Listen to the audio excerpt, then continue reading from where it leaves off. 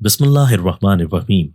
ناظرین کرام، حالت حیض میں بیوی سے کتنا فائدہ لے سکتے ہیں؟ حیض و نفاس کی حالت میں بیوی سے ہم بستری یا جمع کرنا حرام ہے، بلکہ اس حالت میں ناف سے نیچے اور گھٹنوں کے اوپر بدن کے کسی حصے سے بلا حائل مس کرنا اور لطف اٹھانا جائز نہیں ہے۔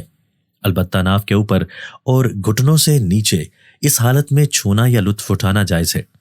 حیض و نفاس کی حالت یعنی ایام کے دوران بیوی کو اپنے بستر پر سلانے میں غلبہ شہوت ہو یا خود کو قابو نہ رکھنے کا اندیشہ ہو تو شوہر کے لیے لازم ہے کہ بیوی کو اپنے بستر پر نہ سلائے، بلکہ اگر غالب گمان ہو کہ غلبہ شہوت پر قابو نہ رکھ سکے گا تو شوہر کو ایسی حالت میں بیوی کو اپنے ساتھ سلانا حرام اور گناہ ہے۔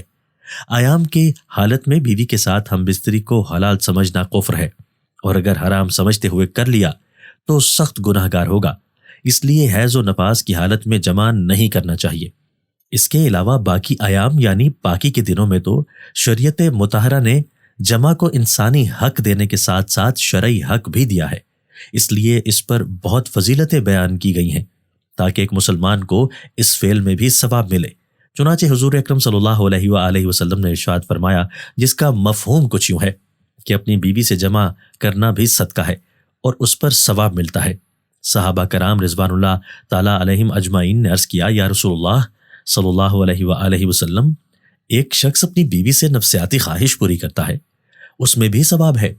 تو نبی کریم صلی اللہ علیہ وآلہ وسلم نے ارشاد فرمایا کہ اگر وہ اپنی خواہش کسی غلط جگہ پوری کرتا تو اس پر گناہ ہوتا یا نہیں؟ تو صحابہ کرام رضوان اللہ تعالیٰ علیہم اجمعین نے عرض کیا، یا رسول اللہ صلی اللہ علیہ وآلہ وسلم، ضرور۔ پھر آپ صلی اللہ علیہ وآلہ وسلم نے فرمایا، جب گناہ سے بچنے کے لیے حلال جگہ اس کو صرف کیا تو ضرور ثواب ملے گا۔ اندازہ لگائیے کہ خدائے پاک کی کتنی نعمتیں ہیں اپنے ماننے والوں پر۔ باقی نیک اولاد کے حصول کے لیے ہم بستری کا کوئی خاص وقت شریعت میں مخصوص نہیں ہے، جس وقت چاہیں ہم بستری کر سکتے ہیں۔ بس اللہ تعالیٰ سے دعا کرتے رہیں کہ اللہ تعالیٰ نیک اولاد عطا فرمائے، اور خاص کر اس دعا کو کثرت سے مانگا کریں۔ البتہ بعض روایات سے معلوم ہوتا ہے کہ جمعہ کے دن اپنی بیوی سے جمع کرنا باعث اجر ہے۔ چنانچہ امام بہقی رحمۃ اللہ علیہ نے روایت نقل فرمائی ہے، کیا تم میں سے کوئی شخص اس بات سے عاجز ہے کہ اپنی بیوی سے ہر جمعہ کے دن میں ہم بستری کرے؟ یہ ترغیب اس لیے ہے کہ اس دن کے لیے 2 اجر ہیں، ایک اس کے اپنے غسل کا اور دوسرا اس کی بیوی کے غسل کا۔ شریعت میں بیوی سے ہم بستری یعنی مباشرت کرنے میں دن اور وقت کی کوئی قید نہیں۔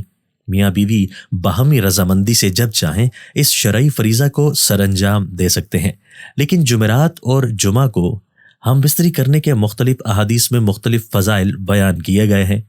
جمعرات اور جمعہ کو ہم بستری اور غسل کرنے کی ترغیب اس لیے دی گئی ہے کیونکہ مردوں کو نماز جمعہ کی ادائیگی کے لیے جامع مسجد جانا ہوتا ہے، تاکہ آتے جاتے کہیں نظر پڑنے سے طبیعت میں کسی قسم کی پراگندگی پیدا نہ ہو، اور خواہش نفس سے اطمینان ہونے کے سبب نماز اور خطبہ میں دل جمعی حاصل ہو جائے۔ نیز حدیث شریف میں آتا ہے کہ جو شخص اپنی بیوی سے جمع کا ارادہ رکھتا ہو تو بے ستر ہونے سے پہلے یہ دعا پڑھ لے، اس لیے کہ اگر اس صحبت سے ان کے درمیان اولاد مقدر ہوئی تو اس کو شیطان کبھی ضرر نہیں پہنچا سکے گا۔ وہ دعا یہ ہے۔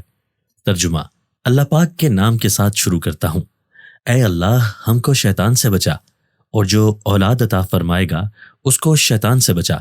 نبی کریم صلی اللہ علیہ وآلہ وسلم کا ارشاد ہے کہ اگر اس ملاپ میں حمل ٹھہر گیا تو اس بچے کو شیطان نقصان نہیں پہنچا سکے گا۔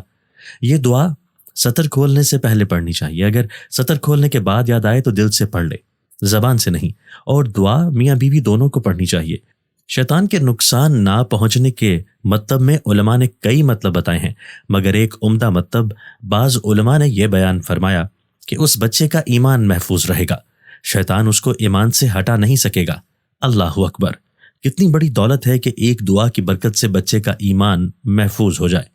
عین صحبت کی حالت میں بولنا بھی مناسب نہیں، نہ ہی اس وقت بیوی کے علاوہ کسی اور سے جمع کرنے اور لطف اندوز ہونے کا خیال ذہن میں ہونا چاہیے، ورنہ یہ بھی زنا کے مترادف ہوگا۔ میاں بیوی کو ایک دوسرے کا پورا بدن دیکھنا جائز ہے، کوئی گناہ نہیں، مگر بلا ضرورت اچھا نہیں۔ حضرت اماں عائشہ صدیقہ رضی اللہ تعالیٰ عنہا بیان فرماتی ہیں کہ نہ میں نے رسول اللہ صلی اللہ علیہ وآلہ وسلم کا ستر دیکھا اور نہ آپ صلی اللہ علیہ وآلہ وسلم نے میرا ستر زندگی بھر دیکھا۔ حضرت شیخ الحدیث مولانا محمد ذکریہ رحمۃ اللہ علیہ نے شرائع شمائل میں لکھا ہے کہ نماز کے اوقات میں اپنی بیوی سے ہم بستری کرنا اولاد کی نافرمان ہونے کا سبب ہے۔ چنانچہ مرد کا ایسے وقت میں ہم بستر ہونا جس سے جماعت فوت ہو جائے یا اولاد کے نافرمان ہونے کا سبب بن سکتا ہے، اس لیے نماز کے اوقات میں بھی ہم بستری کرنے سے اعتراض کرنا چاہیے۔ بیوی کو شوہر کے ساتھ ہمیشہ زینت کے ساتھ رہنا چاہیے تاکہ اس کی نگاہ غیروں پر نہ پڑے اور اس کی طرف سے دل میں کوئی قدورت پیدا نہ ہو۔ اس کا حکم شریعت میں بھی کیا گیا ہے، بالخصوص جب شوہر سفر سے آئے تو عورت زینت اختیار کر لے۔ حضور اکرم صلی اللہ علیہ وآلہ وسلم جب سفر سے تشریف لاتے تو صحابہ کرام رضوان اللہ تعالیٰ علیہم اجمعین کے ساتھ مدینہ سے باہر قیام کرتے تاکہ مدینہ میں عورتوں کو اطلاع مل جائے اور وہ صاف ستھری ہو جائیں۔ حضرت عمر رضی اللہ تعالیٰ عنہ کے پاس ایک شخص آیا، گرد و غبار سے اٹا ہوا، بال بکھرے ہوئے، اس کے ساتھ اس کی بیوی بھی، جو کہہ رہی تھی کہ اے امیر المومنین، میں اس کے لیے نہیں، نہ ہی یہ میرے لیے ہے۔